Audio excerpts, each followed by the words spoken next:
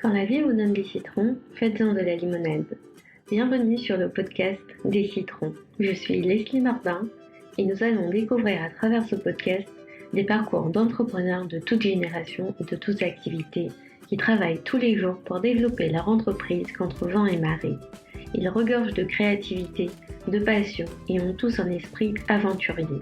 Un podcast qui retrace le parcours de chacun, au cours duquel on peut parler de la réalité d'un entrepreneur, des outils mis en place au quotidien de l'entrepreneur humain, mais aussi face à cette crise mondiale, leurs évolutions ainsi que de celles de leurs activités.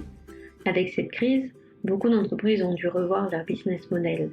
Il a fallu être réactif pour pouvoir pallier aux problèmes. Le télétravail a dû être déployé en masse, les modes de livraison ont dû être éprouvés, les formations à distance ont été de plus en plus utilisées, les réseaux sociaux n'ont jamais été autant utilisés et bien plus encore. Alors encore une fois, bienvenue sur le podcast des citrons. Nous allons essayer d'appliquer l'adage « Si la vie vous donne des citrons, faites-en de la limonade ». Aujourd'hui, nous allons rencontrer Nazila, une femme qui sait jongler entre sa vie d'entrepreneur, sa vie de femme, sa vie d'épouse et avant tout sa vie de maman. Elle a deux grandes passions, sa famille avant tout et sa boutique. Nazila a su un jour franchir le pas de l'entrepreneuriat. Elle a ouvert sa boutique, le dressing de Shana, une boutique chaleureuse avec des pièces originales issues du monde entier ainsi que quelques créations. Elle nous raconte son parcours, ses difficultés, son amour pour ses enfants. Elle nous transmet cette joie d'entreprendre avec sens, avec le cœur. Bonne écoute. Bonsoir Nazila, merci d'avoir répondu à mon invitation pour le podcast des citrons. Alors, est-ce que tu pourrais te présenter, s'il te plaît ? Bonsoir Leslie, donc je me présente, je m'appelle Nazila Médard, j'ai la trentaine, je suis mère de 3 petits garçons, donc Shakil 12 ans, Rechat 9 ans et Loukman 6 ans. Alors pour me présenter, je pourrais vous dire que voilà, j'ai un parcours professionnel dans le domaine commercial, communication et administrative.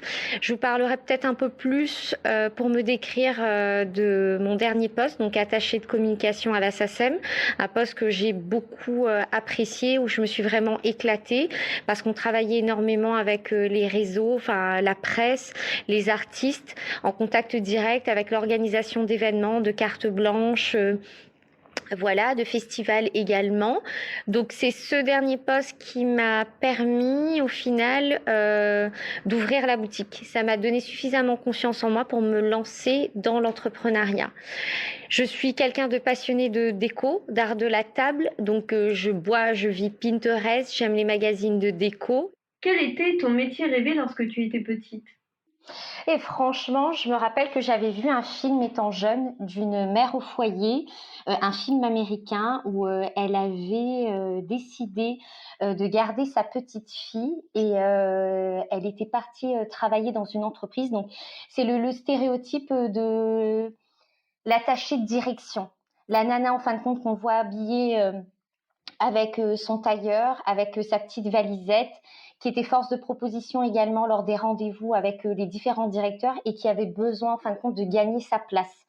Donc, étant jeune, je m'étais donné cet objectif-là. Un jour, j'aurai cette espèce de droit à la parole où mes idées seront entendues, où ce que j'ai envie, j'arriverai à mettre en application, mes idées seront entendues, enfin, j'arriverai à les réaliser. Donc, en gros, c'était ça. C'est une espèce d'image que j'avais dans ma tête suite au film que j'avais vu et je devais avoir peut-être 10 ans à l'époque. Mais du coup, tu as une personnalité déterminée. Est-ce que tu pourrais nous parler de ton style vestimentaire ? Alors, moi, je suis... Alors, aujourd'hui, je suis quelqu'un qui aime être dans des tenues où je suis assez à l'aise. Donc, je suis tunique, robe chemise, on va dire, avec jeans slim, paire de nu-pieds ou derby ou paire de tennis. Donc, je porte le foulard. Donc, ce sera toujours des choses, comment dire ça, assez couvertes. Donc, des manches longues ou... et un col assez fermé, donc ça va être un col bas haut, mais je vais essayer de jouer en fin de compte avec les accessoires. J'ai pas envie de ressembler à cette musulmane dans un gros sac. J'ai envie d'être canon, je le dis, je l'assume. J'ai envie d'être vue, mais pas être vue comme quelqu'un à côté de la plaque. je veux, en fin de compte, me dire que je représente la femme musulmane dans les années 2020, bien dans sa tête et bien dans son époque, en accord avec sa religion et elle-même. Donc voilà, je suis dans ce style-là. Et comment est-ce que tu arrives à jongler entre ton rôle de maman et ton rôle d'entrepreneur?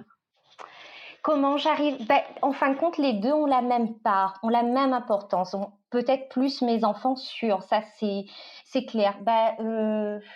Ça se fait naturellement en fin de compte. Donc du coup, bien sûr, le matin, je vais aller bosser en boutique. Les après-midi, j'ai pour une petite anecdote qui m'arrive assez régulièrement. J'ai des clientes lorsqu'elles me croisent le samedi ou des après-midi lorsque Virginie est en congé. Donc Virginie est la personne qui travaille avec moi depuis 7 ans en boutique. Elles me disent ah vous êtes nouvelle et tout. Non je suis pas nouvelle.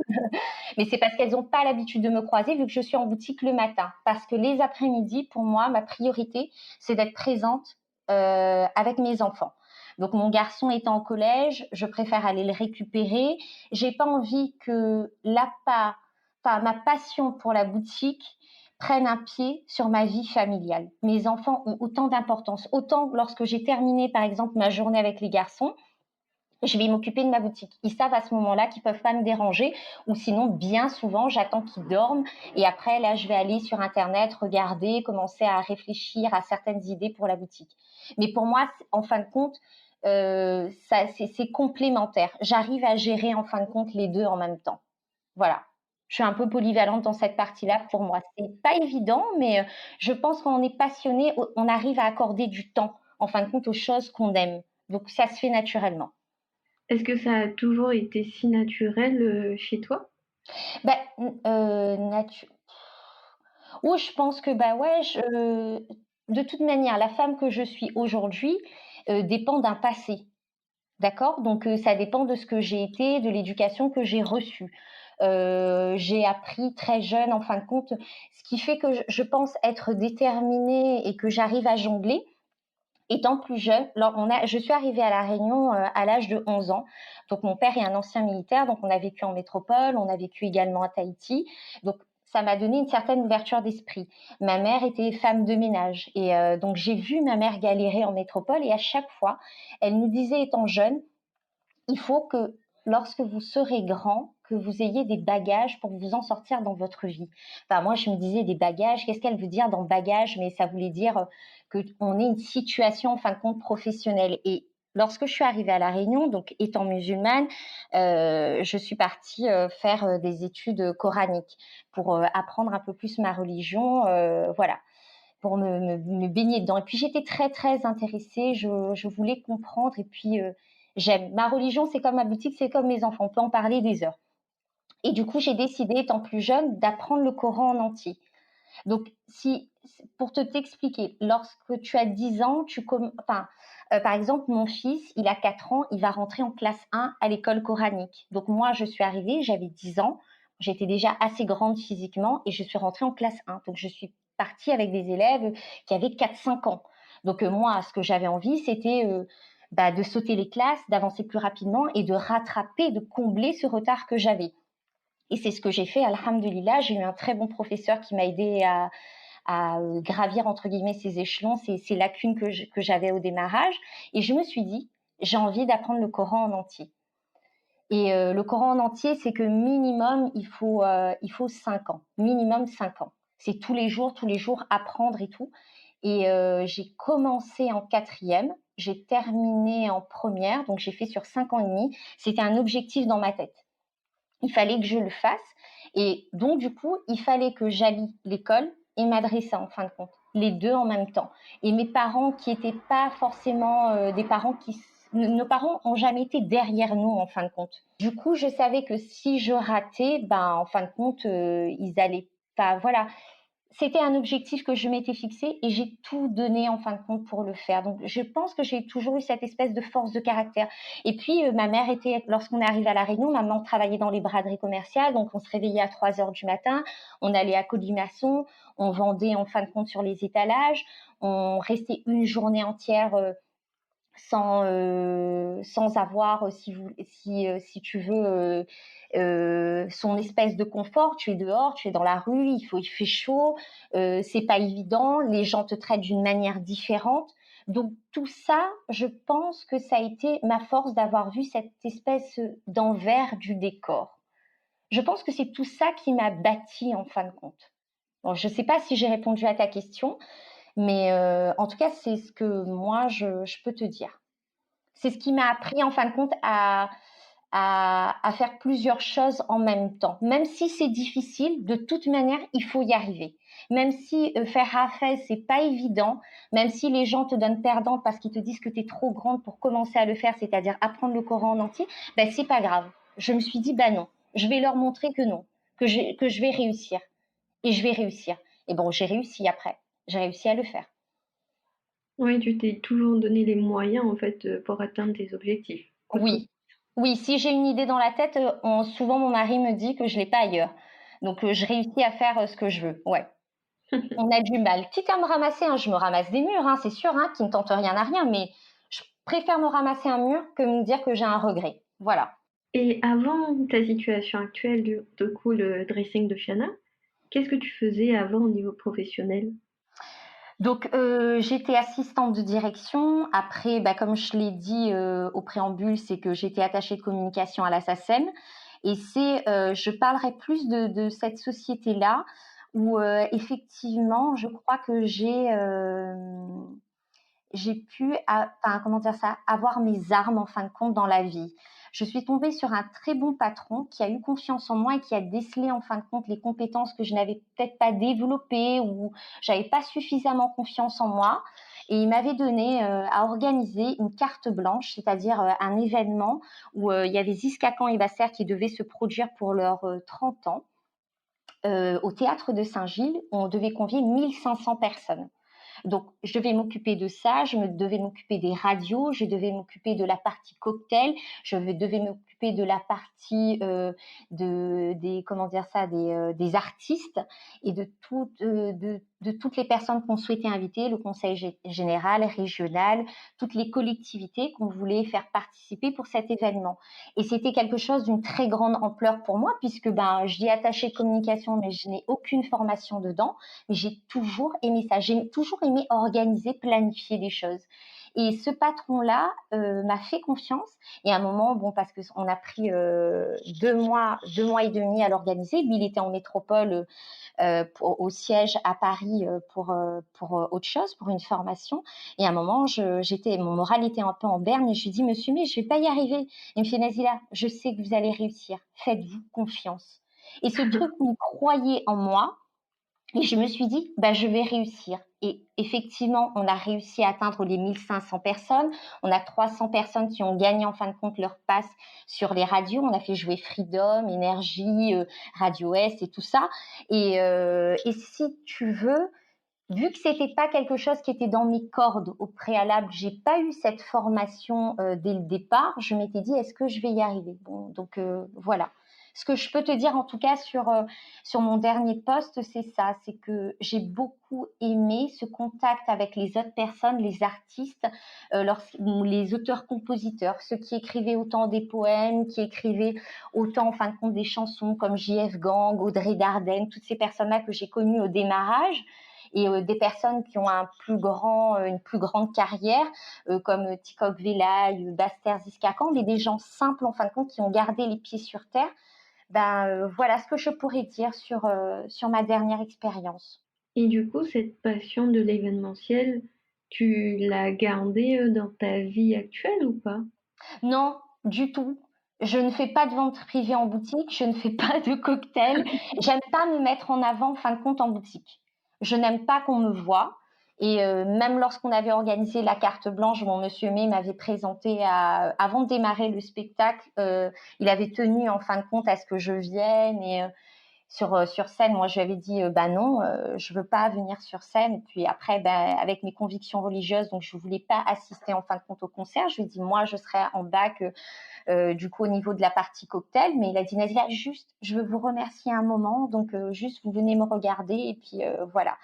Mais non, je n'utilise pas du tout. Après, peut-être la partie communication sur le fait des réseaux sociaux. Voilà. Et puis ma communication avec les gens qui est naturelle parce que je pense que c'est ce que ma mère m'a apprise. C'est-à-dire que souvent les gens me disent Chana, tu viens d'où Est-ce que tu es quelqu'un de La Réunion? Bah oui, je suis quelqu'un de La Réunion. Ah ben non, on n'a pas l'habitude de voir des jeunes femmes parler aussi facilement. Et donc, voilà, je pense que cette partie communication dans mon ancien travail et puis l'éducation que mes parents m'ont donnée m'ont servi aujourd'hui dans ma boutique. J'arrive à parler facilement avec n'importe qui. Je n'ai pas de jugement. Je n'ai pas de jugement, un blanc, un noir, un riche, un pauvre. Non, je parle avec tout le monde. Du coup, tu as toujours eu cette aisance orale, même petite? Oui, on m'appelait. J'ai souvent été interviewée quand j'étais en métropole et j'étais passée dans les journaux télévisés. Et Anne Sinclair, voilà, c'est comme ça qu'on m'appelait, Anne Sinclair. Et après, même quand j'étais à Madressa, si par exemple il y avait un chat qui était perché en fin de compte dans un arbre et tout, il dit appelle Nazila puisque elle va appeler les pompiers. Il dit ça cause français, voilà, ça passera mieux puisque tout le monde parlait en créole et tout. Donc ouais, je pense que j'ai toujours un peu aimé ça, être un peu mise en avant. Je vais pas le rejeter, c'est ma personnalité. Je suis comme ça, mais sans écraser. Le but n'est pas d'écraser, mais voilà. Ouais, je pense oui. Alors, on est aujourd'hui dans un contexte particulier avec la crise du Covid. Comment est-ce que tu vas? Je vais te dire, alhamdulillah, je vais très bien. C'est pas, effectivement, bien sûr, je vais te dire, oui, 2 mois et demi, on n'a pas eu d'activité professionnelle. Mais alhamdulillah, pourquoi je vais bien? Parce que mon mari va bien, mes enfants vont bien, mon mari est infirmier libéral. Donc, dans les premiers temps, j'ai eu très, très peur qu'il attrape ce virus-là. Donc, pour moi, la priorité, comme je le répète, je suis mère, épouse et après entrepreneur. Donc ma famille va bien, donc tout va bien. Après, c'est des choses de la vie, donc c'est vrai qu'on ne s'attendait pas à ça nous arriver comme un coup de massue. Et je pense qu'il faut rectifier le tir, c'est tirer une expérience, réajuster le tir, peut-être réadapter sa manière de travailler. Donc voilà, ça m'a permis en fin de compte de travailler d'une manière différente. Donc, je te dirais, écoute, alhamdulillah, je vais bien, la boutique va bien, j'ai de la marchandise en boutique, mon commerce n'a pas brûlé, je n'ai pas eu de problème, Virginie va très bien, je vais bien. Tant mieux en tout cas, hein. Merci. Et du coup, pour parler des habitudes, est-ce que ce confinement a changé tes habitudes? Est-ce que ça a changé ta routine? Alors, professionnel, oui, oui, oui, bien sûr, puisque du coup, au démarrage, les premières semaines, c'était difficile pour moi de mettre en place, en fin de compte, des ventes en ligne. Donc, j'ai pas de site internet, mais du coup, je voulais, en fin de compte, au démarrage, ce que j'ai fait, j'ai commencé à publier des photos de la boutique pour rester en contact avec mes clientes. Après, à un moment, j'ai voulu, en fin de compte, vendre en ligne. Mais comme je te l'ai dit, mon mari étant infirmier, on n'a qu'une seule voiture. Donc, la priorité, c'était que lui, il ait la voiture. Donc, difficile pour moi, dans ce cas-là, d'honorer les commandes des clientes. Lorsque le confinement a été prolongé dans la deuxième phase, je me suis dit, il faut peut-être un peu me bouger et essayer de m'adapter à ces horaires. Et c'est ce que j'ai fait. Donc, j'ai publié, en fin de compte, les photos des modèles que j'avais.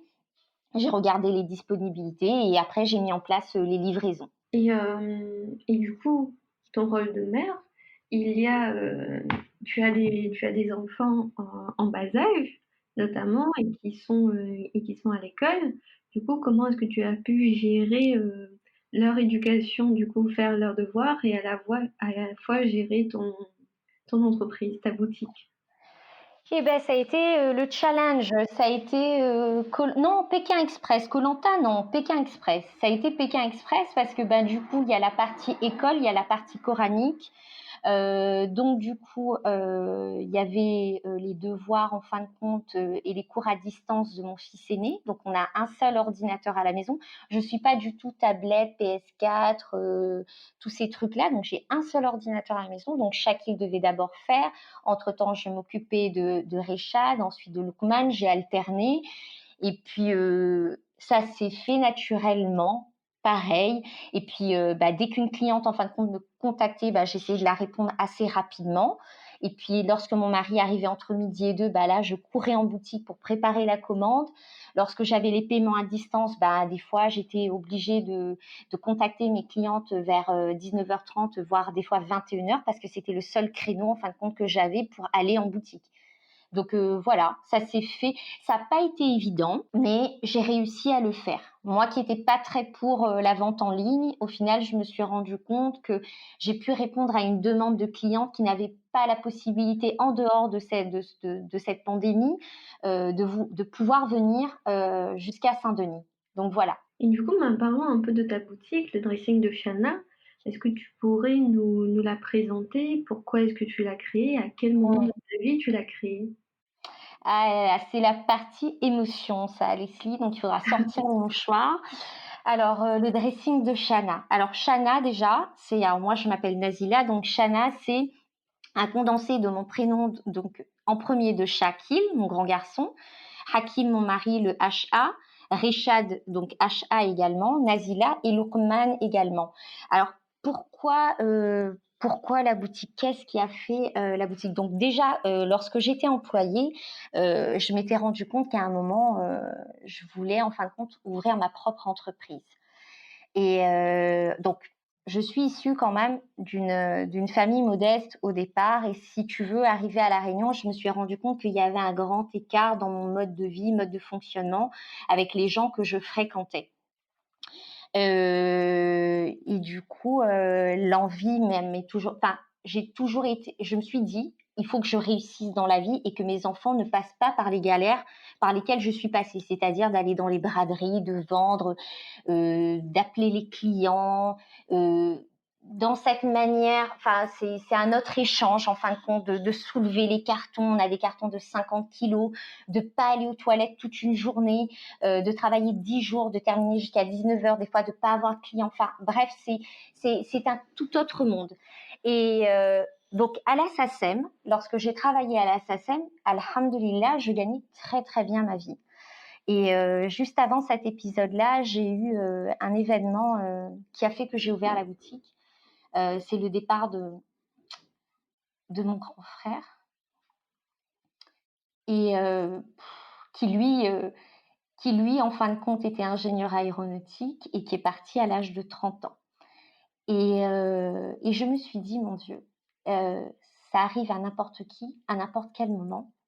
Moi qui ai couru derrière l'argent, moi qui ai voulu gagner de l'argent, je me suis rendu compte que ça ne me comblait pas. J'étais tout autant frustrée, en fin de compte.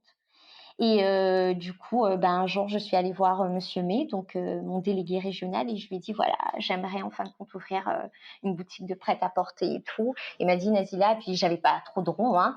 Il m'a dit, Nazila, si vous voulez, moi, je vous prête et tout. Donc avec moi, ma manière de penser, je lui ai dit, non, merci, c'est gentil, je vais essayer d'économiser. Et c'est là que j'ai ouvert le dressing de Shana. J'ai démarré à côté du petit marché, donc à côté d'un PMU, d'une boucherie, de Clodo. Donc ça casse un peu l'orgueil, mais au démarrage, parce que je suis restée là-bas pendant 2 ans, je venais d'avoir mon deuxième garçon. Donc au bout de 40 jours, j'ai décidé... au bout des 40 jours de Rechad, j'ai décidé d'ouvrir la boutique. Et moi, si tu étais venu dans ma boutique à ce moment-là, j'avais l'impression d'être Place Vendôme et que j'étais Chanel. J'étais tellement contente de ma boutique que mes yeux brillaient, quoi. C'est que voilà, donc j'étais peut-être pas réaliste, mais ouais, mes yeux brillaient. Puis les gens disaient, mais qu'est-ce que t'es partie faire, quitter un poste comme ça? Mais moi, j'y croyais. Et je me suis dit, si Allah a voulu que je commence là, eh ben je démarre là. Et comme ma vie a toujours été comme ça, j'ai toujours été en bas et tout doucement, on monte au fur et à mesure. Je me battrai, je me donnerai les moyens. Et si c'est écrit pour moi, ben je l'aurai. Mais en tout cas, j'aurai tout essayé. Et si c'est pas écrit, ben au moins j'aurai tenté. Voilà. Donc le dressing de Shana a commencé comme ça.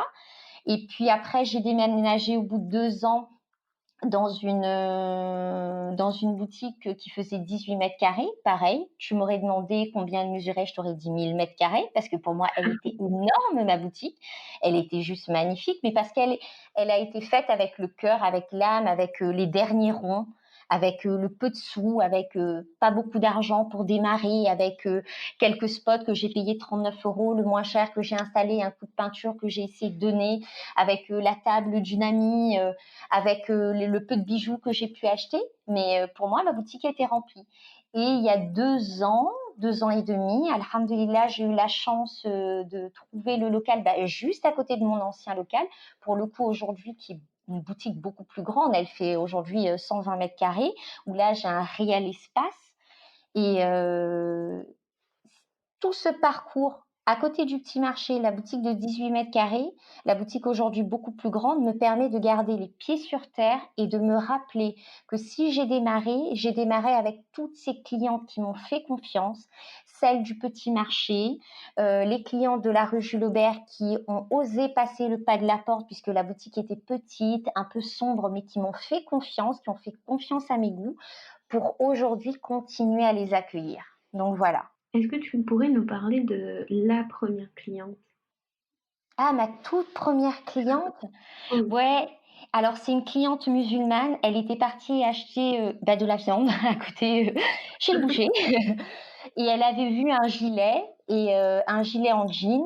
Et j'avais hyper honte, j'étais hyper gênée de vendre, bizarrement, et pourtant ça coule dans nos veines, hein.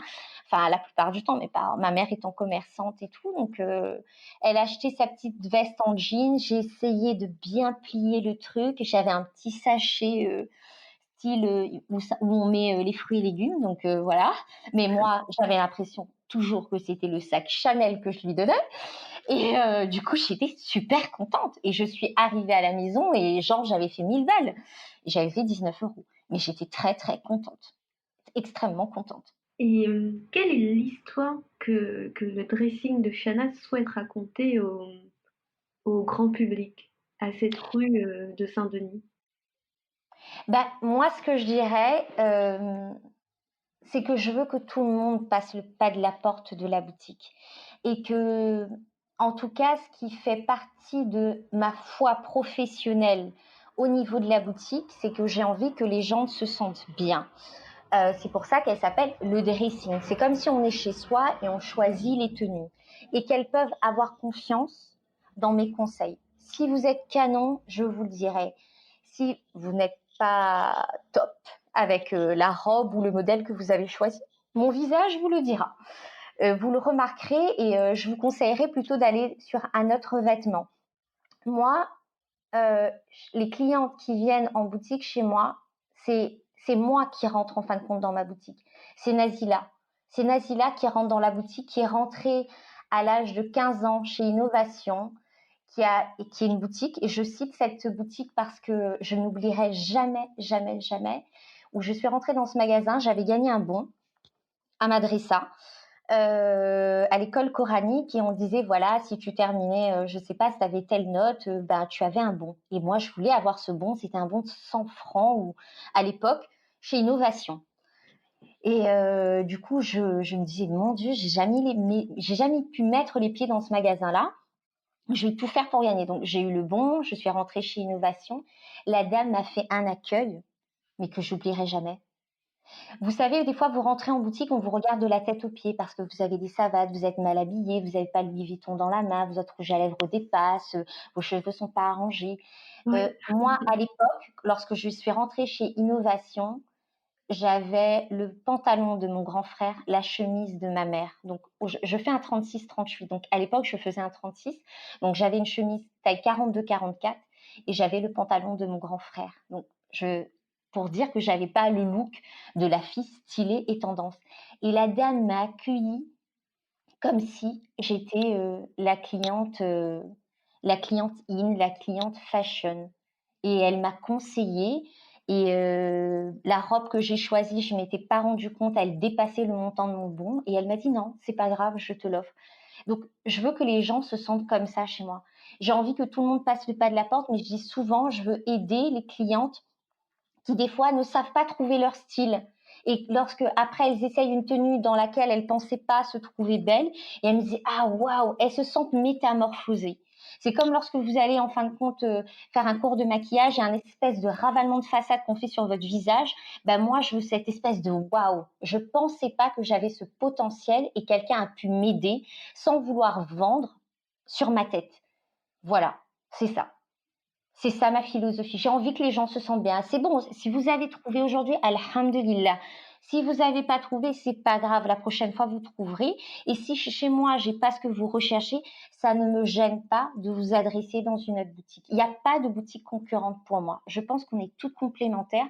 Ce que Allah écrit comme Rosie pour moi, c'est-à-dire comme subsistance, ben, c'est écrit de toute manière. Donc, quoi que je fasse, ben, après moi, je marche, je lève mon panier goyavier, comme dit maman, c'est-à-dire je fais mon travail. Et puis voilà, moi, c'est ça, c'est ce que j'ai envie de dire. J'ai envie qu'elles retiennent ça. En tout cas, c'est ce que j'essaye de faire passer comme message lorsque je croise mes clients, qu'elles aient confiance. Je suis pas prête à vendre à n'importe quel prix. Voilà.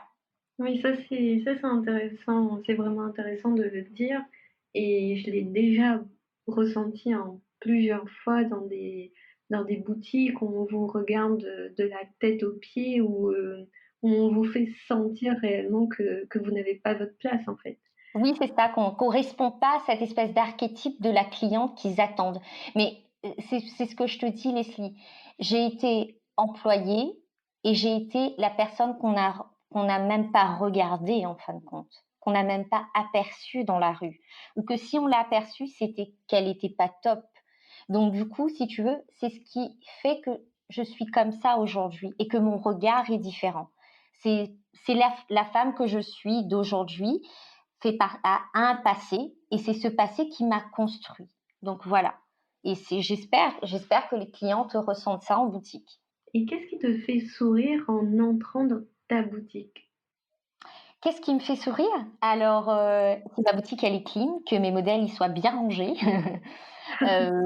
Voilà, c'est ce qui me fait, ça me fait, bah, je sais pas, j'ai la patate, hein, quand je passe le pas de la porte, je dis Bismillahir Rahmanir Rahim et c'est parti, quoi. Je suis prête à tout donner, quoi. J'ai envie de tout défoncer, je vais tout faire.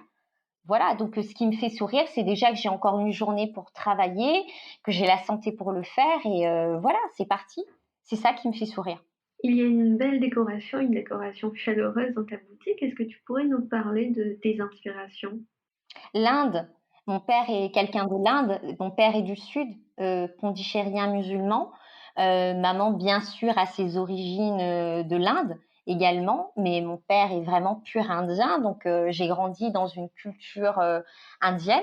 Même en ayant vécu en métropole, voilà, mes parents nous ont toujours inculqué cette éducation indo-musulmane, avec l'ouverture d'esprit à la française. Ça, effectivement, je suis réaliste dessus.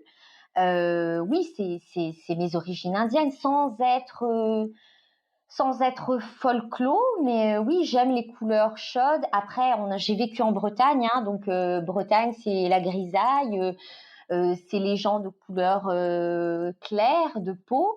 Et du coup, arrivé à La Réunion, on voit des personnes de couleur bronzée, on voit du soleil.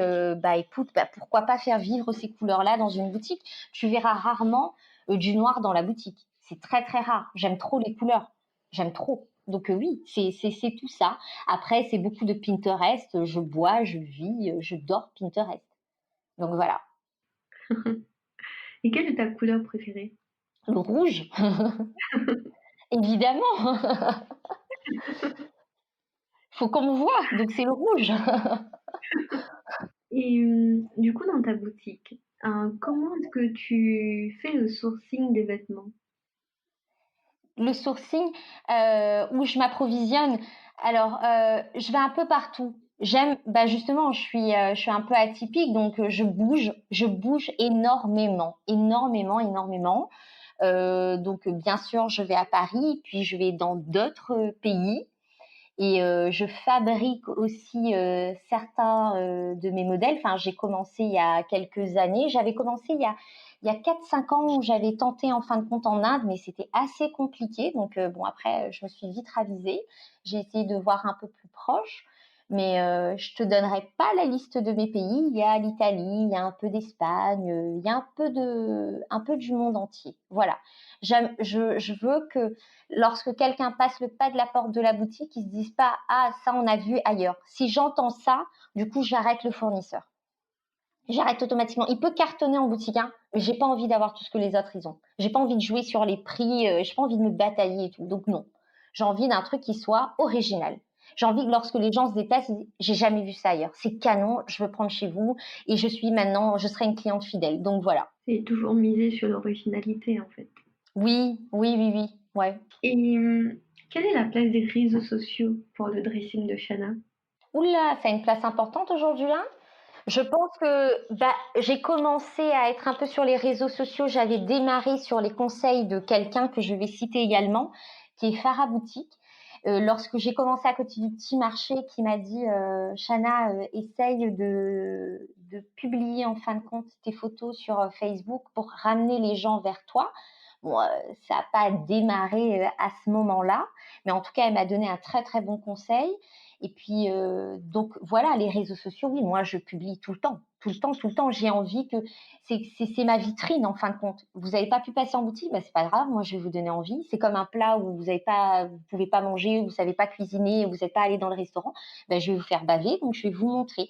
Et à un moment, tôt ou tard, à force de voir mes photos, un jour vous penserez à moi, soit vous penserez à moi, soit vous penserez à une amie qui recherche quelque chose, et vous viendrez me voir. Donc, elle est très importante, la place des réseaux sociaux pour moi. Après, est-ce que je le fais bien? Honnêtement, je ne sais pas. J'ai fait une formation où on vous dit les types de personnalités que vous êtes, et moi, je suis le type 3. Donc ça, on en parlera un autre jour. C'est comme ma boutique, je peux en parler des heures. Et donc, dans le type 3, donc dans ma personnalité, je suis quelqu'un, en fin de compte, qui a besoin d'atteindre ses objectifs, mais qui n'a pas besoin forcément de cocher toutes les cases. C'est-à-dire, j'ai pas besoin de la perfection, en fin de compte, dans chaque détail. Donc, du coup, voilà. Donc, je vais pas faire appel à un photographe. Moi, je me dis, l'essentiel, elle a vu la robe, elle a vu le tissu, elle a vu la coupe. Ben, ça va lui donner envie. Et puis, Inch'Allah, elle va venir. Donc, voilà. Donc tout est fait maison, en fait. C'est ça. Ouais, en fin de compte, je fonctionne avec mon cœur. Je fonctionne avec mon cœur, donc j'arriverai pas. C'est comme dans l'achat de ma marchandise. Si un fournisseur me dit ah oui, ça marche bien, vas-y, tu sais, c'est notre best-seller, mais j'en ai rien à faire que ce soit le best-seller. Faut que c'est mon cœur qui parle. Est-ce que j'ai un coup de cœur? Je suis incapable d'acheter si je n'aime pas, parce que je serais incapable de le vendre. J'ai déjà fait, hein. J'ai déjà acheté. Une fois, je me suis lancée dans une collection en argent, mais je j'aime pas l'argent. Donc toutes les clientes qui essayaient, je leur disais c'était moche et j'ai pas réussi à vendre.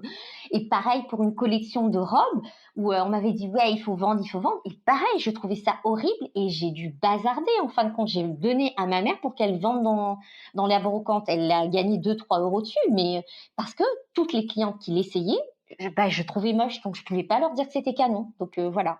Oui, c'est sûr. C'est difficile, en fait, Ouais, j'arrive pas. Je connais des gens qui sont capables de le faire, mais je suis pas vendeur dans cet état d'esprit. C'est pas mon état d'esprit du tout. J'arrive pas. Je conseille le client comme j'aimerais qu'on me conseille. Quelqu'un dans ma boutique n'a pas vu une tache, elle est passée à la caisse, je plie le vêtement, j'ai vu que c'est taché, m'en fous. Je lui dis, j'ai madame, c'est taché, je vous fais une remise, mais je veux pas que la cliente, elle arrive chez elle, qu'elle se rende compte que c'est taché et que je ne lui ai pas dit. C'est pas bon. Je ne fais pas aux autres ce que je n'ai pas envie qu'on me fasse. Je vais pas dire que si c'est pas trouvé, je vais pas lui dire. Et après, lorsqu'elle viendra, je lui ferai croire que je n'étais pas au courant. Non, je vis et ça paye de toute manière.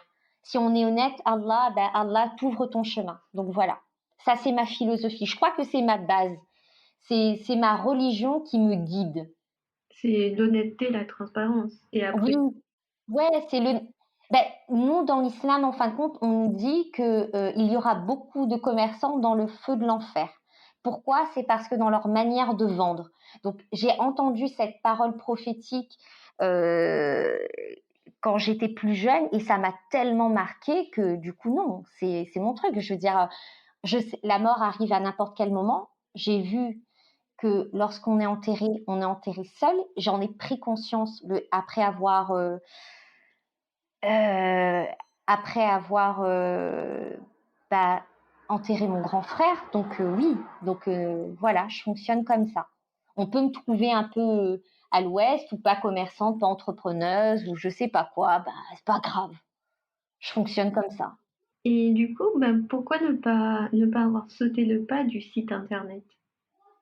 Bah, parce que je suis pas sur enfin alors il y avait une vraie demande. J'avais beaucoup de clients qui me disaient Jeanne, un site internet et nana. Bon après j'aurais pu faire le site internet parce que je suis pas pointilleuse. J'ai des amies avant d'avoir créé un site internet, elles ont pris 15 ans parce qu'il fallait que ce soit comme ça, comme ça, comme ça. Moi, je pense bien. Il aurait fallu juste qu'il y ait les photos, que tu aies le prix, tu aies le module en fin de compte paiement en ligne et puis c'était parti.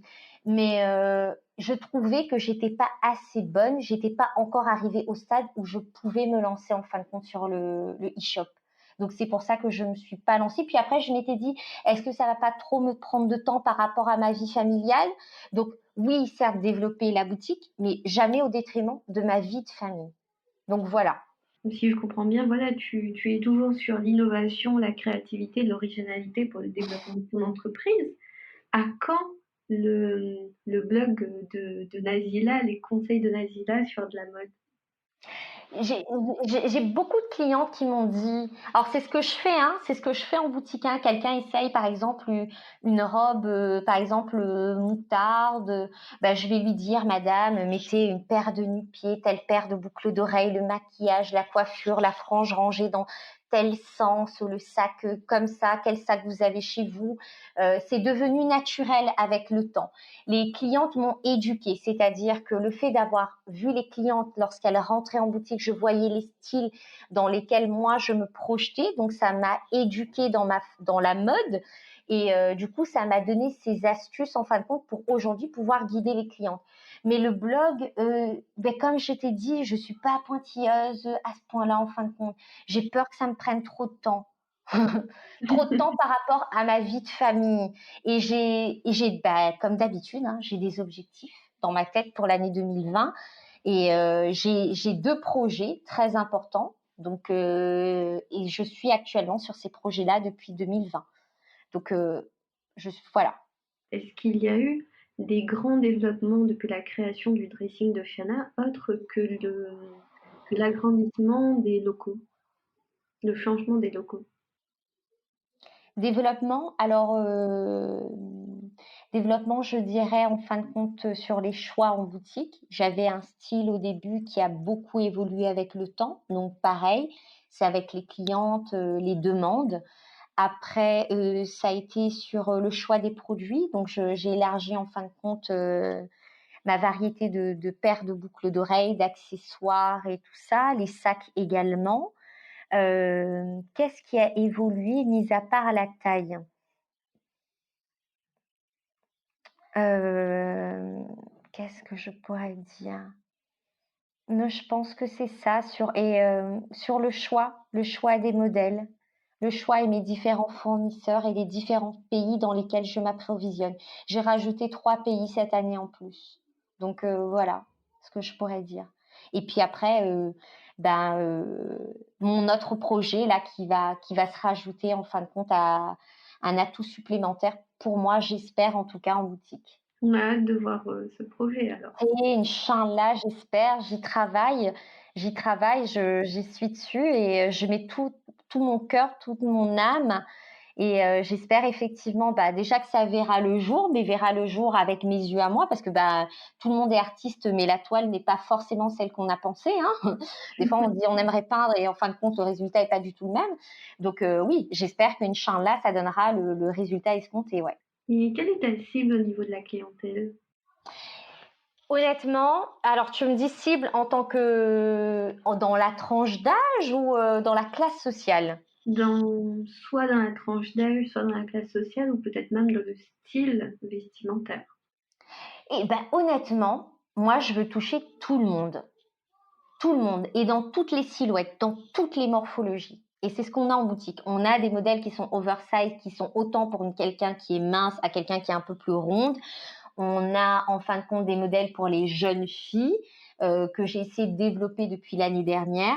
On a des modèles en fin de compte pour la working girl, celle qui bosse à la banque, celle qui bosse à la préfecture, celle qui est notaire, celle qui est directrice d'école, celle qui travaille à la mairie. Voilà, on a cette clientèle également. Mais honnêtement, celle qui m'affectionne le plus, ben, c'est celle qui a un budget restreint et, euh, et qui cherche à trouver un modèle qui pourrait faire sensation lors d'une soirée. C'est elle. C'est elle. Celle qui a les moyens, elle a toutes les boutiques à ses pieds. Elle va rentrer dans n'importe quelle boutique, elle sera super bien accueillie, son portefeuille lui permettra de tout choisir. Alors que je pense que celle qui a un budget beaucoup plus restreint, ça va être peut-être plus difficile. En tout cas, selon mon expérience personnelle. Et c'est pour ça que j'ai mis en place les chèques en plusieurs fois. Parce que je me suis dit, si quelqu'un, en fin de compte, trouve une petite robe, trouve un bijou, et alors qu'elle s'était fixé un budget de 70 euros, bah, ma robe, si elle est à 69, si elle a envie d'une paire de boucles d'oreilles et d'un sautoir, vite fait, ça va être dépassé. Et puis, des fois, les gens ont un budget limité et ça va peut-être grappiller sur leur budget mensuel. S'ils ont des enfants et tout, il y a la voiture, les courses. Donc, du coup, j'ai dit, bon, bah, écoutez, on fait les budgets, les chèques en plusieurs fois, en différé. Soit elles viennent échanger, soit on encaisse un peu plus tard. Et c'est plus facile pour moi de gérer ça qu'une carte bleue en 3 fois. La carte bleue en 3 fois, ça va tout de suite passer sur le compte. Ça va tout de suite être débité, mais on ne peut pas redécaler un différé qui a été mis en place. Imaginons qu'elle m'a fait 2 chèques, mais que le mois d'après, il y a un imprévu dans sa vie, sa voiture est tombée en panne ou elle était en arrêt maladie, ben, du coup, on ne pourra pas décaler une carte bleue qui a été mise en place en plusieurs fois. Par contre, un chèque, on peut le faire. Et du coup, ça, les clientes sont contentes. Et comment fais-tu pour faire connaître la boutique? Ah ben, je pense déjà par les réseaux sociaux et après, c'est le bouche à oreille, hein. C'est le bouche à oreille, tout simplement. Après, c'est souvent, ça m'est arrivé quand même pas mal de fois. Les clientes me disent, elles sont parties à un événement, à un mariage, les gens lui ont demandé d'où vient ta robe, elle est très belle, elle est originale, on l'a jamais vue. Elles disent le dressing de Chana. Donc là, les gens pensent que c'est cher. Après, la cliente dit, non, c'est 89, 99, fait quoi? C'est aussi dérisoire. Et c'est le bouche à oreille. Honnêtement, c'est le bouche à oreille. Ouais, je pense c'est ça. C'est le bouche à oreille et puis les publications aussi. Et par rapport à ce confinement, Mm. est-ce que tu as pensé à un certain moment que ce marché du vêtement allait s'effondrer? Est-ce que tu as pensé au fait que les clients n'achèteraient peut-être pas de vêtements pendant cette période? Ou que Oui, oui, bien sûr. Même là, après le confinement, oui, c'est ça. Après le confinement, en boutique, c'est bon, hein, il n'y a pas 150 000 personnes dans les rues. Les gens sont un peu frileux. Pendant le confinement également, j'ai pas eu 150 000 commandes, hein. J'ai eu quelques-unes qui ont heureusement eu confiance, qui sont déjà des clientes de la boutique. Mais après, j'ai yaqin, c'est-à-dire que j'ai une conviction, j'ai foi. Et puis, j'aime mon produit. Je me dis, écoute, moi, je fais tout. Je publie mes photos, je mets le prix, je mets les détails, je mets les informations. C'est pas aujourd'hui, ce sera demain. Mais voilà, je reste positive en fin de compte. Je crois en mon produit. Et puis, je me battrai en fin de compte. Je me battrai. Donc, en fin de compte, oui, ça me passe, ça me traverse l'esprit. Et après, je me dis, Inch'Allah, je vais réussir.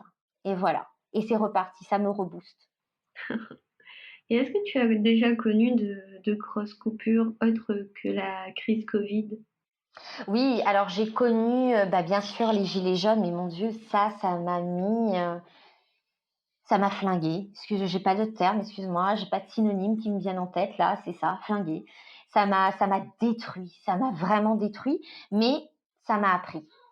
Ça m'a appris vraiment beaucoup, j'ai beaucoup appris. L'homme propose, Dieu dispose. Tout simplement, la marchandise que j'avais commandée, j'avais dessiné après je ne sais combien d'années, en fin de compte, toute une collection pour les fêtes de fin d'année. Et là, j'étais perchée sur mon royaume, hein. Je me disais, c'est sûr, je vais cartonner, je vais proposer des petites robes qui sont canons et tout. Je serai le maître sur la place. Manque de peau, ma marchandise est arrivée le 23 décembre. C'était quasiment mort. Les achats étaient déjà faits. Mais ça m'a permis au final de vendre le stock que j'avais en boutique et de comprendre que on ne tient pas toutes les choses, nous humains, dans notre main. Tout ne dépend pas que de moi. Et que des fois, à penser que, enfin, c'est-à-dire, bien sûr, être ambitieuse, tout ça, c'est bien, mais tout n'est pas dans nos mains. C'est Allah qui décide les choses. Et donc, ouais, j'ai beaucoup appris de cette expérience-là. Donc, j'ai eu l'expérience des Gilets jaunes qui m'a abattue et j'ai appris. Et puis, j'ai eu aussi une fois, j'ai dû fermer dans ma vie de boutique. En 9 ans, j'ai dû fermer une fois 4 jours ma boutique. Et ça a été l'enfer. Ça a été très dur. Parce qu'en fin de compte, j'avais soldé beaucoup d'articles en boutique pour renouveler en fin de compte ma trésorerie. C'était au moment où j'avais déménagé dans ce nouveau local dans lequel je suis, 62 rue Jules Lebert à Saint-Denis. Et du coup, j'ai eu un problème d'approvisionnement, mais un gros problème d'approvisionnement. Ma marchandise, ils ne savaient pas où elle était. Donc, j'ai attendu 1 semaine, 2 semaines, 3 semaines et 1 mois. Et jusqu'à que je n'ai quasiment plus rien en boutique, où les gens passaient, venaient, demandaient quand est-ce qu'on va avoir, quand est-ce qu'on va recevoir, et on n'avait plus. Et là, j'ai fermé 4 jours exceptionnellement. Donc, ça a été mes 3 grands moments de vide, mais d'expérience, vraiment d'expérience. Il y a toujours quelque chose à retirer. Il n'y a pas d'échec, il n'y a que des expériences. Donc, voilà, 3 expériences. Et as-tu déjà travaillé avec des stylistes à La Réunion, par exemple? Non, non, non, non, non, non. J'en ai pas rencontré. Je suis pas quelqu'un qui se rapproche des gens. Alors tu vas me dire bizarrement, j'aime la communication, je parle avec les gens facilement, je parle avec mes clients. Oui, mais voilà, je suis dans mon monde. C'est-à-dire, je sors de chez moi, je vais à la boutique, j'ai terminé la boutique, je rentre chez moi. Donc, si quelqu'un me propose, j'ai des amis, j'ai des amis de très longue date qui savent très bien comment je suis. Elles vont me proposer d'aller déjeuner à midi avec elles, et ben je vais leur refuser parce que mon fils aîné sera là, alors que je le vois tous les jours. Mais non, je vais leur dire on va s'appeler, ou soit sinon lorsque c'est leur anniversaire. Donc là, effectivement, je prends ce jour-là pour passer du temps avec elles. Donc j'aime. Je l'ai fait lorsque j'étais à la SACEM, je l'ai fait lorsque j'étais à GTOI, je l'ai fait lorsque j'étais à Paris dans le groupe EFAGE. J'ai fait tout ça, côtoyer du monde, avoir les soirées, les cocktails. Mais aujourd'hui, non. C'est pas ce qui m'importe. Donc, pas de styliste, non. D'accord.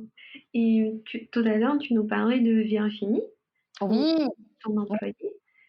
Comment tu l'as rencontrée? Comment ça s'est passé, cette grande étape dans la vie de ton entreprise, ta première collaboratrice? alors Virginie, elle est arrivée au dressing de Chana au bout de 3 ans. Donc, du coup, j'avais déjà Shakil 3 ans, Rechad, mon deuxième fils, qui venait de naître. Donc, ils étaient très petits, j'ouvrais la boutique, c'était vraiment très, très dur parce que bon, avec ça, moi, j'ai décidé d'ouvrir le lundi. Donc, je tenais du lundi au samedi en gérant mes enfants avec moi. Rechad était non-stop avec moi en boutique. Il a grandi au magasin jusqu'à l'âge de 2 ans et demi. Et Shakil, entre le déposer à l'école, le récupérer, puis à un moment, je me suis rendu compte que c'était insoutenable parce que lorsque je voyageais, j'avais également Rechad avec moi, donc je me tapais les heures de vol avec un bébé sur le bras et tout. Et j'ai mis un jour, en fin de compte, une affiche sur la vitrine de la boutique et il y a quelqu'un qui est passé, qui m'a donné les coordonnées de Virginie. Elle est venue déposer sa candidature. Elle est venue très pétillante avec une robe mauve, jaune et vert et un fard à paupières mauve et une grosse paire de boucles d'oreilles. Je n'oublierai jamais ce jour-là. Mais elle est venue. En fin de compte, je pense, ma façon à moi, je pense qu'on travaille avec les gens qui nous ressemblent. Et Virginie me ressemble. Virginie, c'est un peu moi lorsque j'étais beaucoup plus jeune et je racontais la dernière fois l'anecdote à une amie. On était allé à Maurice, moi et mon mari. On va au marché de Goodlands. Donc moi, avec mes grandes origines indiennes, j'achète une jupe rouge, un haut rouge, des bracelets jusqu'au coude, avec une grande paire de boucles d'oreilles blanches, mon châle bien sûr rouge et mon grand collier de perles. Donc Virginie me ressemble. Donc Virginie, elle est quelqu'un de très spontané. Je dirais pas que oui, collaboratrice. Ah, je dirais que c'est mon bras droit. Je dis souvent que c'est mon mari. On est mari et femme. Je dirais que Virginie, on est mari et femme. C'est quelqu'un que on a appris à se connaître avec le temps, les années. Elle a eu aussi elle son expérience en tant qu'employée qui a pas été des fois très jolie. Donc, du coup, il a fallu qu'on se fasse confiance. Bon, après, je pense que la différence dans notre relation, c'est que on sait chacune où est notre place.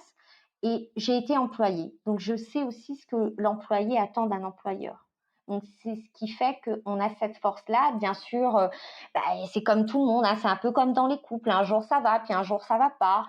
Mais voilà, c'est vraiment mon binôme. C'est vraiment beaucoup mon binôme. Et je tiens à préciser, lorsque vous verrez les commentaires sur Facebook, vous verrez souvent, quasiment 98% des messages de Virginie. Elle a Manchin là, une patience en or, qu'Allah fasse qu'on travaille tout le temps, jusqu'à que un maximum d'années ensemble.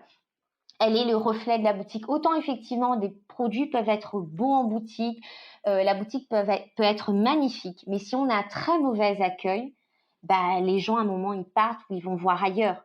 À moins que vraiment vous soyez hyper original et ils continuent à venir. Mais c'est l'atout. L'atout que j'ai, c'est que j'ai une très bonne, un très bon bras droit. Voilà. C'est vraiment un beau message, hein. Oui, non, mais je lui dis, hein, quand j'ai des messages sur Facebook ou des avis, elle a pas Facebook, Virginie, et je lui dis, Virginie, on me passe des fois, son moral est un peu en baisse, elle me dit, t'es Chanel, on n'a pas vendu, et tout, me dit, Virginie, inquiète pas, bon, comme moi, des fois, de temps en temps, je chiale parce qu'on n'a pas vendu, et je lui dis, Virginie, on connaît, on a écrit ça et tout, et puis elle me fait, ah, ben c'est bon, et puis du coup, ça la rebooste. C'est ça qui nous rebooste, c'est ça qui nous fait vivre. Des fois, j'ai pas, là, aujourd'hui, par exemple, j'ai une cliente qui est arrivée, qui a débarqué en boutique, mais elle est arrivée comme un papillon.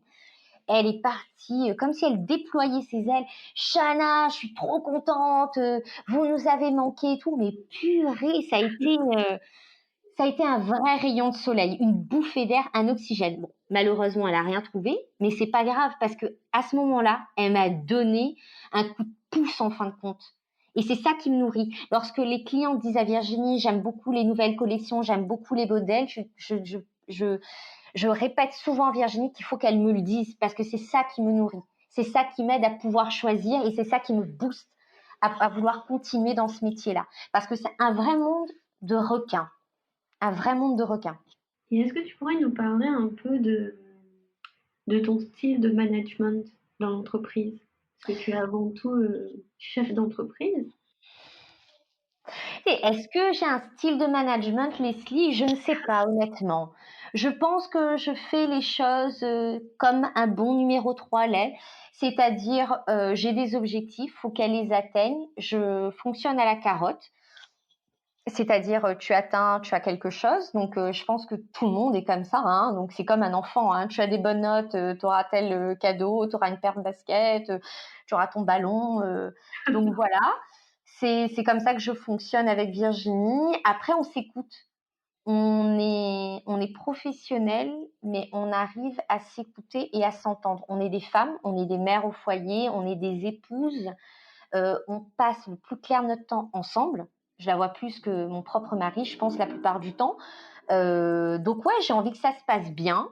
On a eu des périodes qui ont été dures, mais je sais pas si on peut définir mon style de management. En tout cas, j'ai pas lu.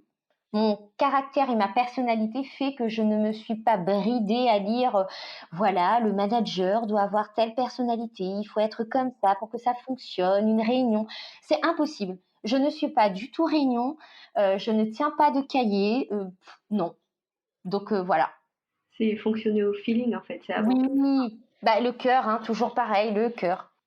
Alors, par rapport à cette situation du Covid, je pense que tu as mis encore plus l'agilité dans ton entreprise. Est-ce que tu peux nous parler un peu des méthodes de travail ou comment est-ce que tu as télétravaillé pour continuer à faire vivre ton entreprise? Alors, télétravailler, comment faire vivre mon entreprise pendant le Covid-19? Simple, aller en boutique, aller à 8 heures, rester jusqu'à 17 heures, préparer en fin de compte les modèles, les repasser, calculer les prix d'approche, faire les photos, essayer d'avoir un bon éclairage et après les publier sur les réseaux sociaux, être au taquet et voir jusqu'à 1h30, voire 2 heures du matin dès qu'une cliente me contactait. Parce que pareil, voilà, je me suis fixé un objectif, donc mon téléphone est à côté de moi et je réponds à mes clientes pour passer à côté de personne. Et en même temps, gérer la vie de famille avec. Donc j'étais au taquet, à fond. À fond, à fond, à fond. Après, récupérer en fin de compte les colis, les ramener à la maison. Comme ça, lorsque le service express de livraison venait récupérer les colis, parce que je ne pouvais pas aller à la poste, vu que mon mari avait la voiture. Donc, on avait le service express qui venait récupérer, qui allait ensuite livrer les clientes. Et le petit plus que j'ai voulu en fin de compte dans cette période de confinement par rapport à mes clientes, tout le monde m'a fait confiance, mais pas tout le monde a pu commander et a pas eu forcément des fois les moyens ou le coup de cœur de le faire. Mais j'ai voulu récompenser toutes celles qui ont passé le pas ou le cap de la commande avec un petit cadeau. J'ai offert à toutes mes clientes un cadeau. Toutes, parce que elles se rendaient pas compte que c'est comme si j'étais en réanimation en fin de compte et que du coup elle m'apportait de l'oxygène et du coup je pouvais me réveiller, me remettre sur pied lorsque j'avais une commande. Ça a été extrêmement dur. Psychologiquement, même si effectivement je suis battante, que j'ai les pieds sur terre, que je sais que c'est Allah qui m'aide et qui me donne mon rosie, je reste quand même humaine. Donc oui, j'ai des fois le moral en berne si je ne travaille pas. Et si des fois j'avais pas de commande, ouais, ça me cassait un peu le moral. Et donc voilà comment j'ai fonctionné. Oui, c'est clair que c'est un vrai coup de boost en fait. C'est Ah oui, avoir un futur, ouais. l'avenir.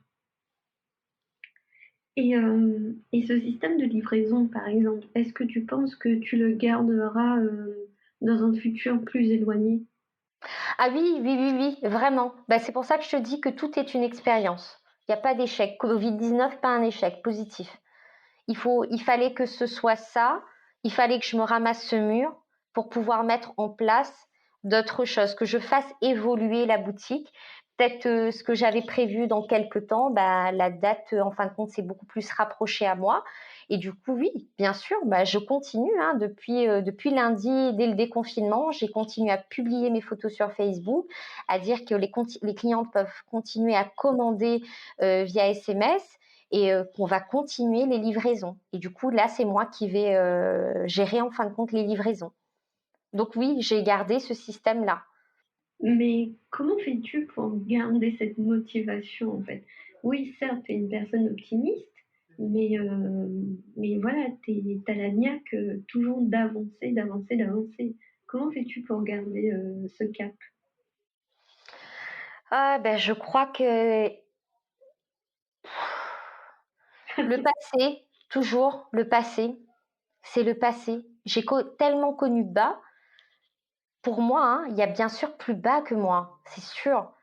Mais ça crée ma motivation. Ça fait que c'est un leitmotiv de tous les jours et de tout temps. C'est ça, ça me booste en fin de compte. J'ai des objectifs, faut que je me bats, faut que je me lève, faut que je les atteigne, faut que je fasse, faut que, et je dois. Et j'essaye de le faire. Et puis après, j'ai 3 enfants, j'ai 3 garçons.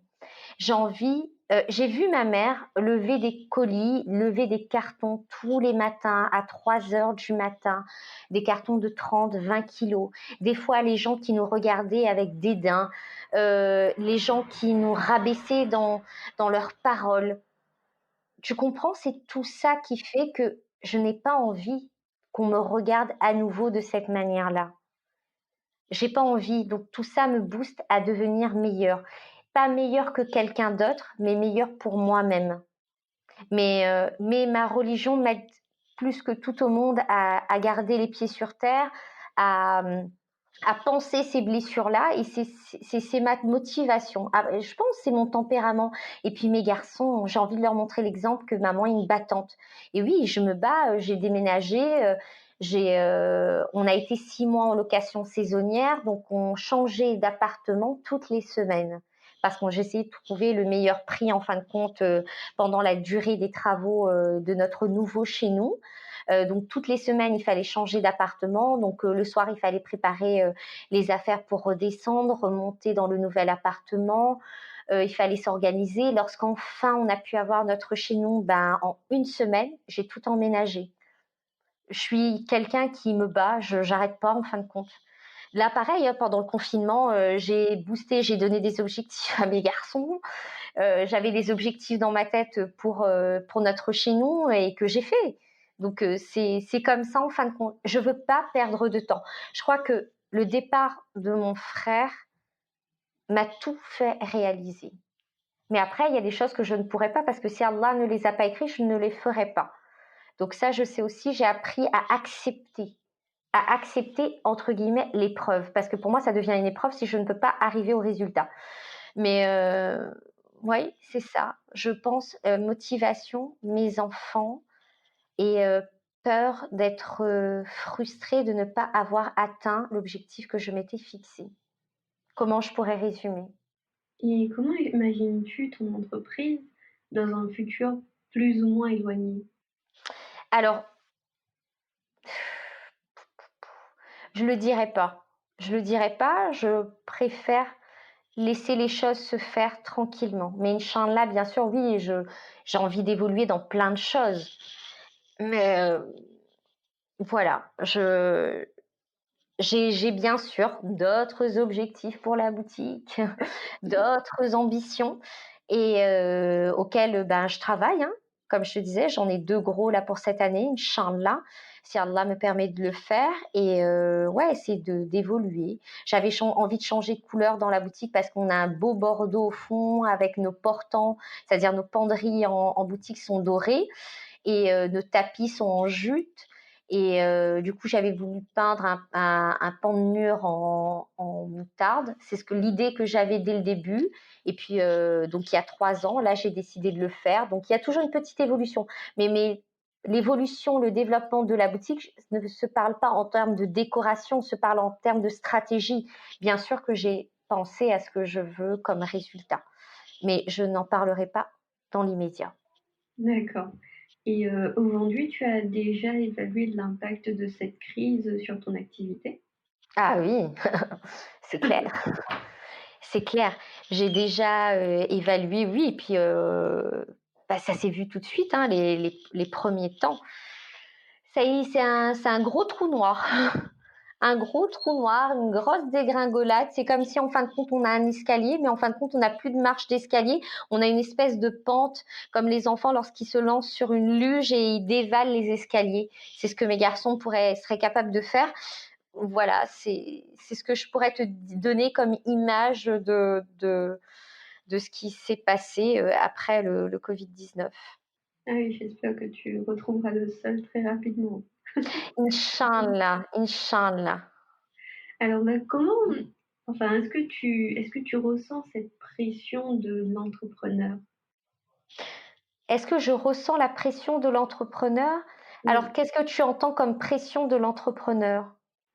c'est cette pression d'objectifs, de résultats, de toujours se développer, de toujours grandir, de, de toujours répondre parfaitement à la clientèle, même si, comme tu l'as dit, tu es de type 3, du coup, tu n'es pas dans la recherche de la perfection, mais La pression de l'entrepreneur, pour moi, est la motivation et ma motivation. Du coup, c'est une pression positive. Bien sûr qui est lourde, hein. Moi, quand je vais faire des massages ou lorsque mon mari, des fois, je suis complètement tendue, et il fait craquer en fin de compte mon dos parce que j'ai énormément, en fin de compte, de pression au niveau de mes épaules. Donc, ça se ressent physiquement. Mais si je n'avais pas cette pression d'entrepreneur, je n'aurais dans ce cas-là aucune motivation pour avancer. Donc, je ne pourrais pas m'adapter au marché qui évolue très rapidement et je ne pourrais pas me renouveler. Les gens ne se fidéliseraient pas à mes produits à l'image de la boutique, donc ça serait un flop.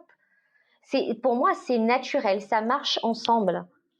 C'est comme un curry sans sel, c'est comme un curry sans rougail tomate. Il faut un petit rougail tomate pour relève le truc. Il pique, d'accord, Mais on a besoin de ça pour sentir le goût du curry. Donc c'est pareil.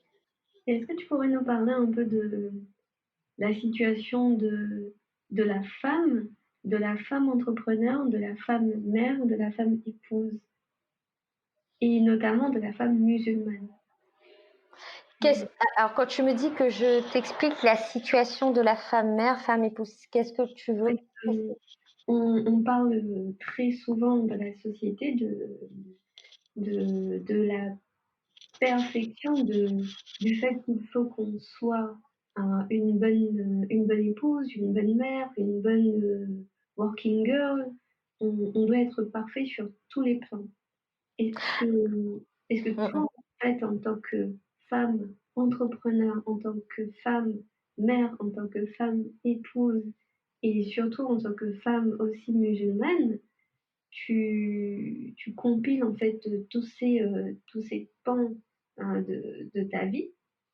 Est-ce que est-ce que tu ressens c'est une pression par rapport à cela?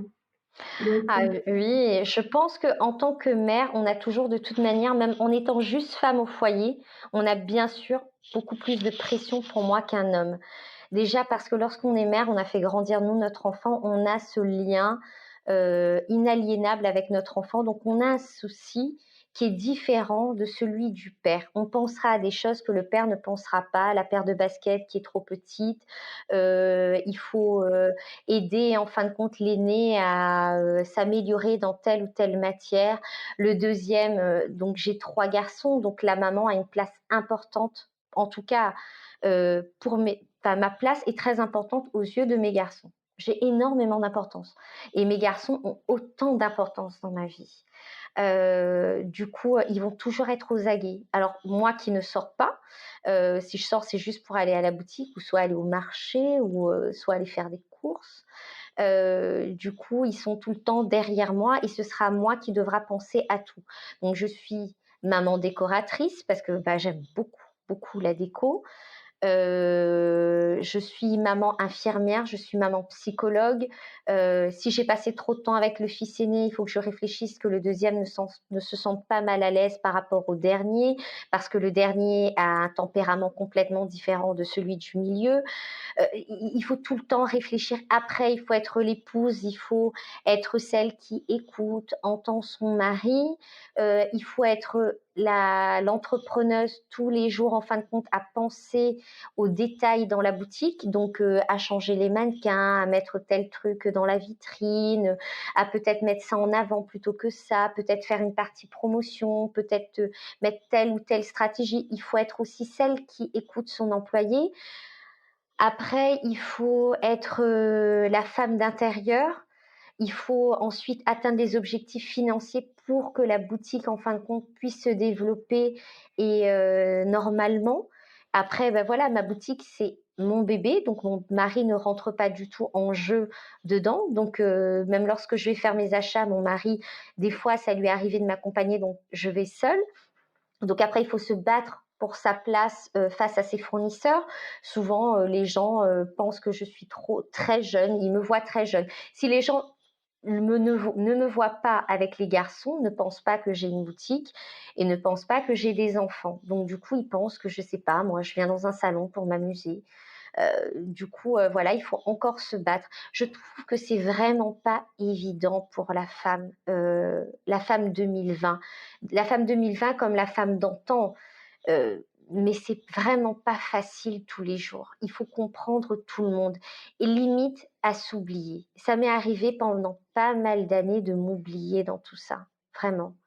Donc après, le sourire de mes enfants, les bonnes notes à l'école de mes garçons, les attentions qui vont me porter vont faire que ça va automatiquement effacer ces moments difficiles.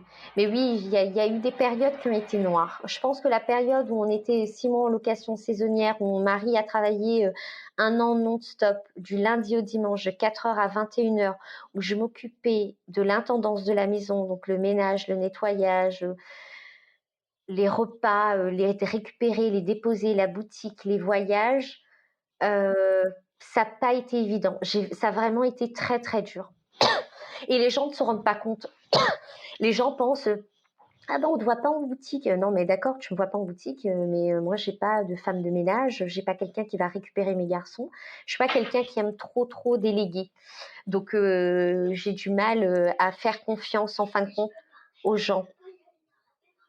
Donc voilà.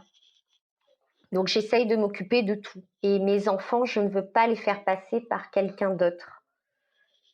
J'ai déjà eu l'expérience dans les premières années de Shakil, parce que Shakil est né une semaine après le départ de de mon frère, pardon, mon Dieu, gros lapsus, après le départ de mon frère, où du coup, à une semaine après qu'il soit né, j'ai été obligée de le déposer pour aider mes parents à payer le rapatriement de mon grand frère. Et plus jamais, plus jamais ça. Donc mes enfants. Donc voilà. Je sais pas si j'ai répondu à la question, hein, mais Si. En tout cas, félicitations pour ce parcours. En tout cas. merci beaucoup Leslie, merci. Sincèrement, merci.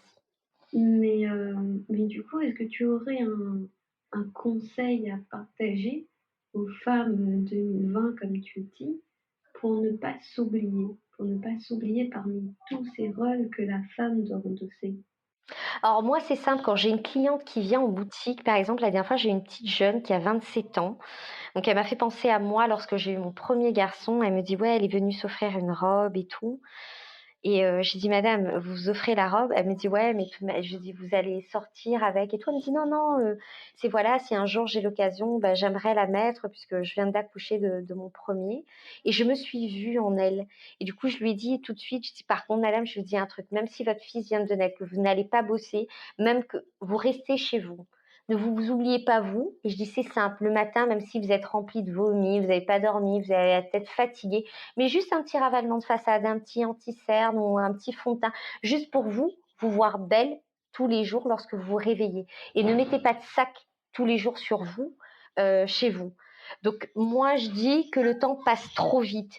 Après, c'est le fait aussi de rencontrer aujourd'hui des clients, des fois, d'une cinquantaine d'années, d'une soixantaine d'années, où j'ai remarqué qu'aujourd'hui, elles profitent parce qu'avant, elles n'avaient pas le temps, ou elles ne se sont pas accordé ce temps-là, où elles n'avaient pas l'opportunité. Elles ont laissé la vie de famille ou leur rôle de mère passer avant tout. Donc du coup, elles se sont oubliées. Donc moi, je dis non, la vie est trop courte, les filles.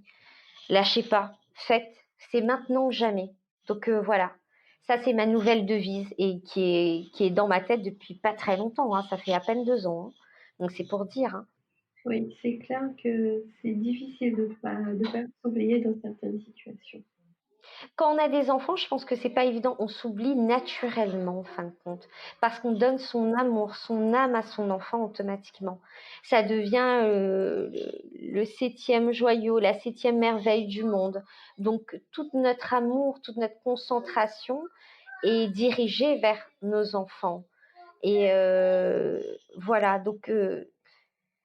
mais malgré tout, il faut pas s'oublier parce que du coup, si on s'oublie, on s'éteint. Et si on s'éteint, eh ben, on n'embellit pas et on ne s'épanouit pas. Et du coup, tout devient terne et morose. Voilà. Est-ce que tu pourrais nous raconter une anecdote qui s'est passée dans ta boutique? Une anecdote, mais quel style d'anecdote?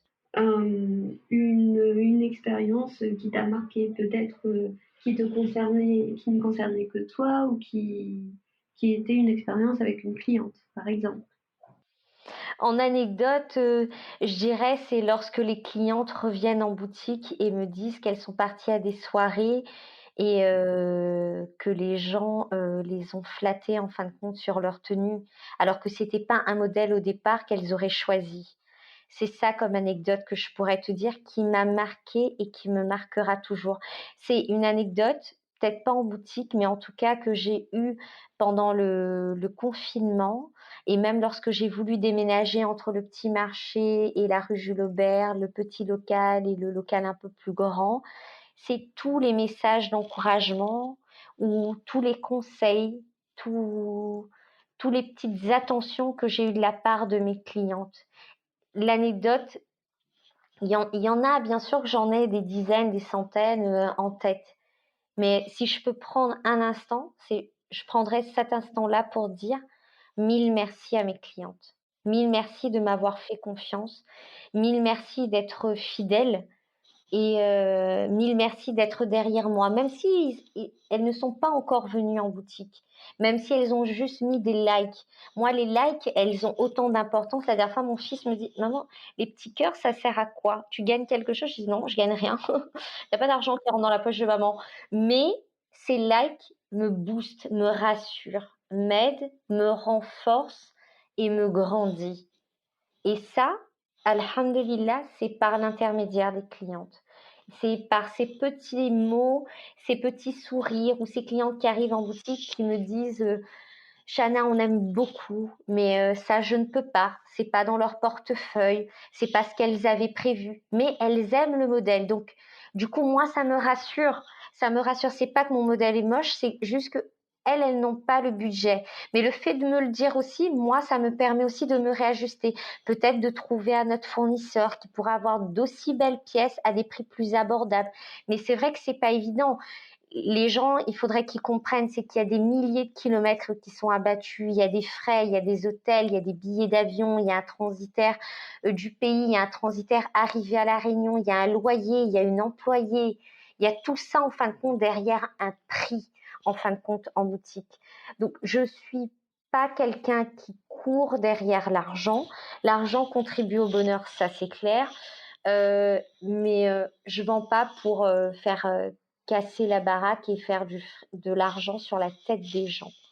Donc les anecdotes, c'est les clientes qui sont venues et j'ai eu énormément de petits messages pendant le Covid-19 de clients qui m'ont dit Chana, c'est très bien d'avoir rebondi et d'avoir proposer la vente en ligne, entre guillemets, c'est-à-dire mes petites photos, le prix en dessous, le descriptif, et elle commande le modèle via SMS ou WhatsApp. Donc voilà, c'est ça mes anecdotes. En tout cas, c'est l'anecdote la plus marquante parce qu'elle était dans un moment qui a été très difficile. Donc c'est celle-là que je retiens. Oui. Et au moins, au niveau des likes, au niveau des partages, c'est aussi le bouche à oreille virtuel. Oui, oui, oui. C'est aussi, en fait. Ouais, quand les gens taguent leurs copines et qu'elles disent waouh, je te verrai trop dedans, ou elles taguent leur mari pour leur dire de venir acheter, ou lorsqu'elles demandent à leur mère de venir acheter le modèle, ou à tel ami de cotiser, voilà. Ouais. La situation a bousculé le train-train quotidien de chacun. Qu'est-ce que tu Ouais. peux garder de positif de cette situation? Bah, moi, ce que ça m'aura appris, bah, déjà à l'école, à la maison. Donc c'est la fête à la maison, c'est comme il y avait un film là, 7 à la maison ou un truc comme ça là. C'est un peu ça. Je suis pas pédagogue. Je ne suis pas. Alors la qualité, si quelqu'un demain devait me décrire, il ne me mettrait pas en première, en haut de la liste, patience. C'est pas du tout mon trait de caractère. Je suis au contraire impatiente, nerveuse. Voilà, je suis quelqu'un de bouillonnante. Du coup, bah, le fait d'avoir mes garçons à la maison et pourtant, oh mon Dieu, je pense qu'à travers cette interview, tout le monde aura compris qu'ils ont beaucoup d'importance. J'appréhendais énormément de faire l'école à la maison. Et j'ai réalisé au final que je pouvais le faire, que au final, ça nous a apporté une certaine harmonie, une certaine stabilité. Ça a resserré les liens entre mes garçons. C'est-à-dire qu'ils ont pris le temps, en fin de compte, de faire les choses ensemble. Ils ont chacun un planning un peu différent. Le premier, il a des cours le matin à 5h30 du matin. Il termine souvent le soir à 19h30. Donc, il n'a pas vraiment le temps d'être avec ses frères. On se croisait plus. Et il n'y avait pas meilleur moyen, moment, pour qu'on se redécouvre à nouveau à 5. On n'aurait jamais pu, en fin de compte, connaître ce moment de complicité et qu'Allah nous le garde et nous préserve, Inch'Allah, si on n'aurait pas eu le Covid-19. On a pris le temps de jardiner un peu, de pâtisser ensemble. Donc, on n'oublie pas, pareil, hein, j'ai pas de patience, donc ils ont intérêt de réussir la crêpe, sinon ça va pas trop bien se passer. Et ils ont intérêt de bien présenter dans le plat, où il faut que le plat il soit bien dressé sur la table et que les couverts soient bien mis. Mais ouais, donc ça a été un chamboulement dans notre organisation de tous les jours. Ça nous a permis des fois de prendre le temps au petit déjeuner. Euh, voilà, c'est ça que ça m'a appris. Et puis les enfants ils sont contents, hein. Ils sont vraiment très contents en fin de compte du Covid-19, hein, de ne pas aller à l'école, d'être à la maison. Peut-être l'aîné moins, lui. Il a peut-être plus envie de retrouver ses amis. Mais moi, j'ai été vraiment contente d'avoir partagé ces moments. J'ai eu mes moments de pétage de plomb, mais, euh, mais ouais, voilà. Ça a chamboulé, mais dans le bon sens. Alors, on arrive à la fin de ce podcast. Est-ce que tu aurais des conseils à nous partager? Conseil, qu'est-ce que je dirais? Je prendrais un peu, moi, ma ligne directrice, ce qui me motive, moi, tous les jours. C'est ne pas remettre à demain ce qu'on est capable de faire aujourd'hui. Un conseil que mon père m'avait donné lorsque je devais avoir 7 ans. Ouais, 7 ans. Il nous a toujours martelé. Travail plus volonté est égal réussite. Quelqu'un qui veut, il peut. Donc voilà, et ça a toujours été ma manière de fonctionner. Travailles, tu as la volonté, tu réussiras. Celui qui lorgne sur le voisin en disant lui, t'as vu? Bah non, lorgne pas, gars. Sors-toi, enfin, sors de ton petit monde des bisounours, travaille, va faire, sois ambitieux, donne-toi les moyens. C'est ça qui va te faire arriver en fin de compte, avec l'aide d'Allah, bien sûr, c'est sûr. Mais il faut travailler. Il faut travailler, faut avoir la volonté en fin de compte. Et c'est ça qui fait. Et puis, tout ça nous permet, nous, de nous épanouir, mais pas remettre à demain ce qu'on est capable de faire aujourd'hui. Voilà. Merci beaucoup pour ce dernier conseil. Alors, j'aurais juste quelques questions bonus à te poser pour mieux te connaître. Alors, si tu étais un vêtement, qu'est-ce que tu serais? Une robe rouge. Une robe rouge cintrée avec un col V à l'avant, un décolleté de malade à l'arrière, avec des manches longues, un côté bouffant au niveau des épaules et une fente sur le côté. Tu proposes déjà ce modèle en boutique? C'est un modèle que j'ai dessiné et bon, que je mettrai bien sûr jamais dehors, que je ne mettrai que chez moi avec mon mari. Ouais, c'est un modèle qui est dans mon armoire, qui est une très, très belle robe rouge. Alors, quel est le dernier livre que tu as lu? Alors, je suis pas quelqu'un qui aime lire. C'est peut-être pas trop la question à me poser. Bon, je lis quand je suis dans les voyages, dans les salons, donc je me rappelle pas. Je me rappelle pas des livres, des titres. Je lis du Marc Lévy, du Daniel Steele. Je suis beaucoup des livres à l'eau de rose. J'aime lire un peu l'écho, mais je suis pas une malade, hein. Je suis pas une tordue qui dit comme les managers qui lisent tel livre. Non, non, non, je suis pas quelqu'un qui aime énormément lire. Alors, et enfin, quelle est la curieuse habitude que tu aimes bien faire? Curieuse habitude que j'aime bien faire. Est-ce que cette habitude-là est curieuse? Je ne sais pas. Alors, j'ai des trucs, des espèces de tocs, on va dire, qu'il faut absolument que je fasse pour que je me sente bien et pour que ça se passe bien. Il faut que j'écoute mon Coran. C'est le truc qui m'apaise. Si j'ai une mauvaise nouvelle ou j'ai quelque chose qui ne se passe pas bien, la seule chose qui pourra me calmer, ce sera mon Coran. C'est entendre. Donc il faudra que je le mette ça. Et puis Pinterest. Deuxième, je bois, je vis, Pinterest. Je suis à fond, à fond, à fond, à fond. Autant pour bon, la déco de la boutique, non, je passe un peu le truc. Non, c'est pour la déco de la maison. Donc voilà, je vais aller sur les petits trucs, les détails pour dresser une table. J'aime beaucoup les détails pour dresser une table lorsqu'on reçoit du monde. lorsque ce sera la fête de l'Aïd. J'aime beaucoup ça, j'aime les fleurs. Alors j'aime énormément les fleurs, donc je vais regarder comment faire une composition, toutes ces choses-là. Donc je vis Pinterest. Merci beaucoup Nazila pour avoir répondu à mon invitation sur le podcast des citrons. Ça a été un agréable moment pour moi en tout cas de te découvrir et de découvrir le dressing de Shana. Eh ben, moi, ce que je veux dire, Leslie, c'est, moi, franchement, c'est à moi que ça a fait plaisir. Mille merci parce que, moi, les interviews, même si j'en ai déjà fait avant, j'aime pas trop ça aujourd'hui, à l'heure actuelle. Et donc là, le fait que ça se fasse en audio et pas en vidéo, donc c'est pour ça que j'ai accepté. C'est ça qui m'a tentée. Et puis, et surtout, l'idée originale. Et j'ai été vraiment touchée, flattée et émue. Ça m'a vraiment touchée. J'étais vraiment excitée à l'idée de faire l'interview quand tu m'as contactée. Voilà, donc à toi, mille merci. Et je te dirais bonne continuation, Inch'Allah, dans tous les projets en fin de compte que tu feras dans ta vie. Et il faut toujours savoir rebondir en fin de compte sur ses pieds. Il n'y a pas d'échec, les choses n'arrivent pas par hasard. Chaque chose est écrite. Ouais, ça j'aurais pu le dire aussi en fin de compte. Ouais, chaque chose est écrite, il n'y a pas de hasard. Merci beaucoup Nazila pour ce riche échange plein de beaux conseils. J'espère que pour vous aussi cela a été un agréable moment, que Nazila a pu vous transmettre son goût pour la mode, pour l'entrepreneuriat avec sens, ainsi que l'importance de sa famille pour elle. Un épisode teinté d'optimisme avec Nazila. Merci d'avoir écouté. Pensez à partager et à laisser 5 étoiles pour qu'on puisse retrouver facilement le podcast.